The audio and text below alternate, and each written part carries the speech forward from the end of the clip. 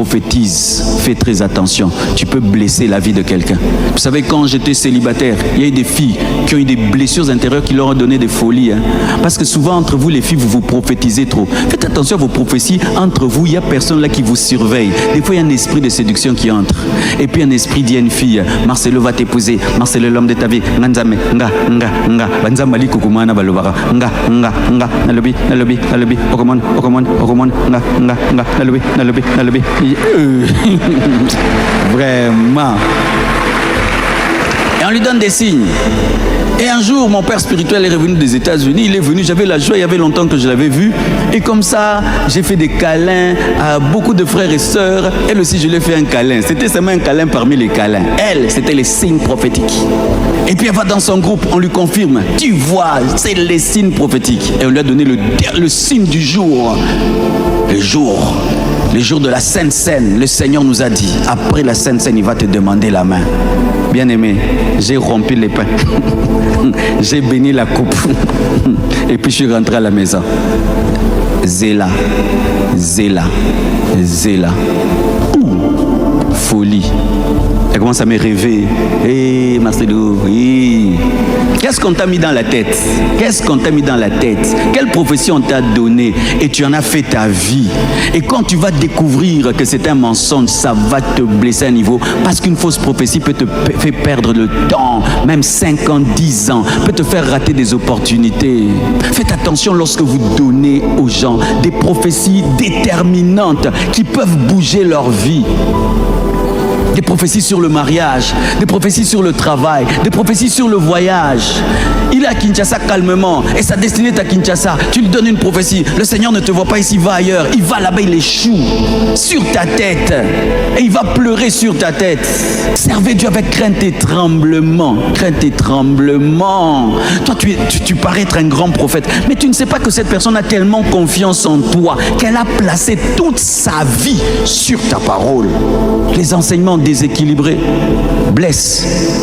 Un jour, je rencontre un homme de Dieu, dit, nous sommes les victimes du réveil. J'ai dit, comment? Nous, les victimes du réveil. C'est-à-dire, quand le réveil a commencé, on prêchait que le ciel, l'enlèvement. Jésus revient bientôt. Les gens n'ont pas étudié. Oh, Jésus va revenir en l'an 2000. Pourquoi tu étudies? J'ai un ami qui a refusé d'étudier parce qu'en l'an 2000, Jésus allait venir. Maintenant, nous sommes en 2026. D'ailleurs, il est mort. L'enlèvement n'a pas eu lieu. Les gens n'étudiaient pas. Les gens n'étaient pas dans leur famille. Les gens ne s'occupaient pas d'eux-mêmes. Les gens ont quitté le travail. Quand maintenant ils se sont rendus compte que c'était des enseignements déséquilibrés, mais il a déjà 45 ans, il a déjà 50 ans, il n'a pas fait des bonnes études, il n'a pas investi en lui. Il s'est rendu compte qu'il est une victime du réveil.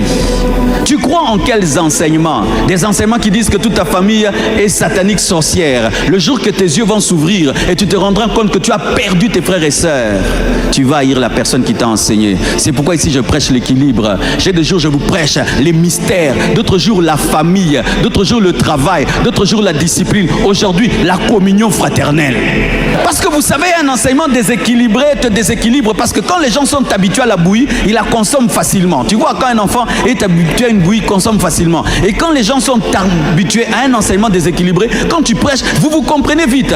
Et ainsi les prédicateurs sont tombés dans le piège de dire toujours ce qu'ils disent toujours parce que ça passe afin d'avoir des bons cultes. Alors que ce qui est important, ce n'est pas avoir des bons cultes, c'est avoir des cultes efficaces. C'est-à-dire un culte où ça bouge quelqu'un, il rentre, il se dit mais j'étais très plongé dans ça, mais j'ai oublié ça. Tu l'as béni, tu l'as élevé. C'est bien de prier, mais il faut travailler. C'est bien de jeûner, mais il faut étudier. Il y a un temps pour l'église, un temps pour la famille. Il y a un temps pour le ministère, un temps pour le travail. Il y a un temps pour l'âme, il y a un temps pour le corps. Il y a un temps pour le corps, il y a un temps pour l'esprit. Il y a un temps pour l'onction, il y a un temps pour lire. Il y a un temps pour développer l'esprit, un temps pour développer l'âme. Il y a un temps pour la société, il y a un temps pour toi. Il y a un temps pour toi, il y a un temps pour Dieu. Il y a un temps pour toutes choses. L'équilibre, Dieu veut que tu prospères à tous égards. À tous égards, à tous égards, à tous égards. Quand il faut étudier, tu étudies. Quand tu dois jeûner, tu jeûnes. Quand tu dois travailler, tu travailles. Quand tu dois prendre soin de toi, tu t'habilles. Alléluia. Quand il faut manger, tu manges. Quand il faut jeûner, tu jeûnes. Si Sinon, le domaine que tu as négligé peut être le domaine où tu vas réussir et tu vas dire l'Église. Et beaucoup de gens sont blessés à cause des enseignements déséquilibrés.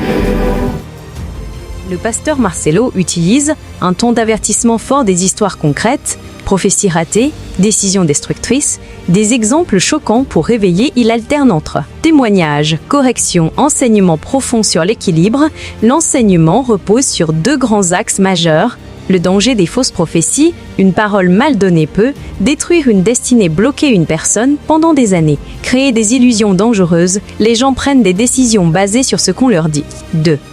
L'importance de l'équilibre. Le pasteur insiste, la vie chrétienne ne doit pas être déséquilibrée. Il dénonce les enseignements extrêmes, les croyances mal comprises, les décisions impulsives. Exemple: abandonner les études, négliger sa famille, quitter son travail sans sagesse, interprétation profonde. Le message caché est très puissant, tout ce qui n'est pas équilibré devient dangereux, même spirituellement. Il corrige une erreur fréquente, croire que plus spirituel mieux, alors que Dieu veut l'équilibre total esprit, âme, corps, famille. Travail, cet enseignement met en lumière un danger rarement abordé avec autant de franchise: l'abus et la mauvaise interprétation du domaine spirituel. Le pasteur Marcelo souligne que dans certains contextes, la parole dite prophétique est prise sans discernement, sans maturité et sans responsabilité. Pourtant, une parole adressée à une personne peut influencer directement ses décisions de vie. Lorsqu'une prophétie est mal donnée ou mal reçue, elle peut créer une direction imaginaire que la personne va suivre avec conviction,